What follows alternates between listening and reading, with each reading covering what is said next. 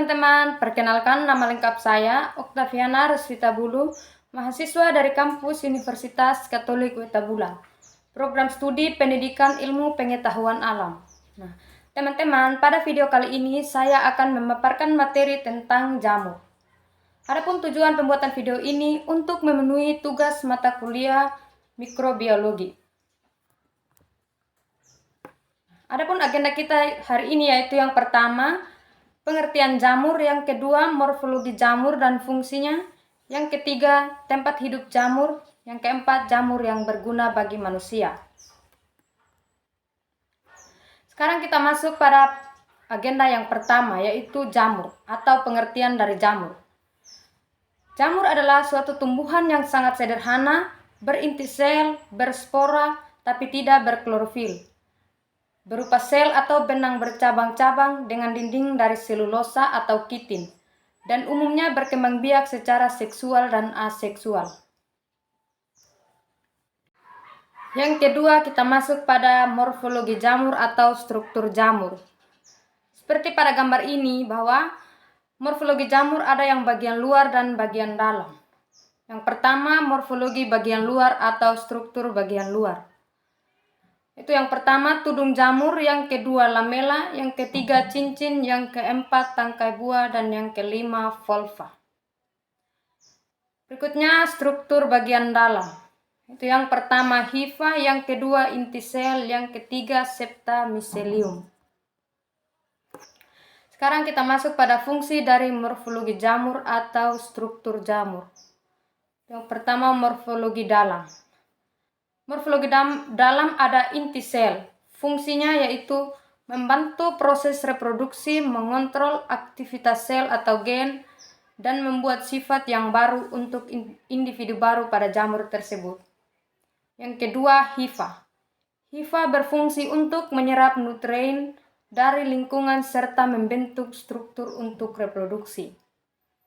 Yang ketiga, septa. Septa berfungsi untuk membedakan satu sel dengan sel yang lainnya. Yang keempat, miselium. Miselium berfungsi untuk sebagai penyerap makanan dari organisme lain atau sisa-sisa organisme. Yang kedua, morfologi luar. Pada morfologi luar yang pertama, tudung jamur.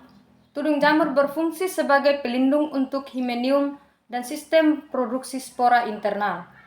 Yang kedua, lamela.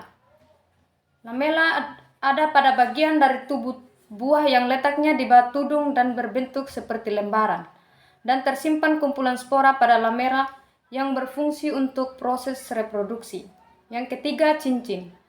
Cincin terdapat pada tangkai buah, beberapa cendawan terhadap cincin, dan juga sisa yang berfungsi untuk melindungi cendawan muda yang masih berbentuk kancing. Yang keempat, tangkai buah. Tangkai buah merupakan massa miselium yang sangat kompak dan tumbuh tegak menopang tudung dan berfungsi untuk menopang tubuh buah. Yang kelima, volva.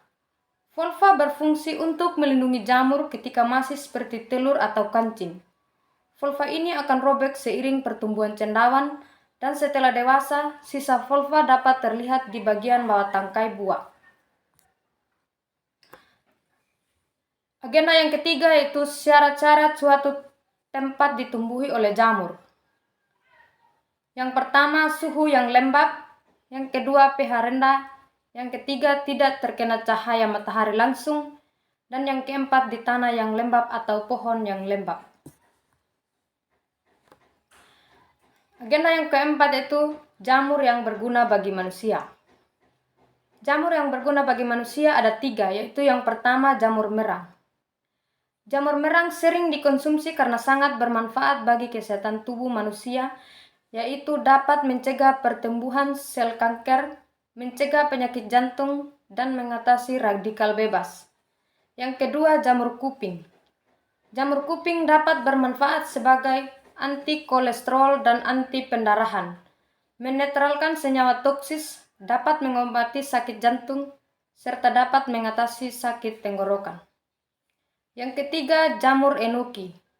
Jamur enoki dapat dikonsumsi manusia karena berguna untuk mencegah kanker, meningkatkan kekebalan tubuh. Berikut ini ada gambar dari ketiga jamur yang bermanfaat bagi manusia. Itu pada gambar yang pertama jamur merang, gambar yang kedua jamur kuping, dan yang ketiga jamur enoki.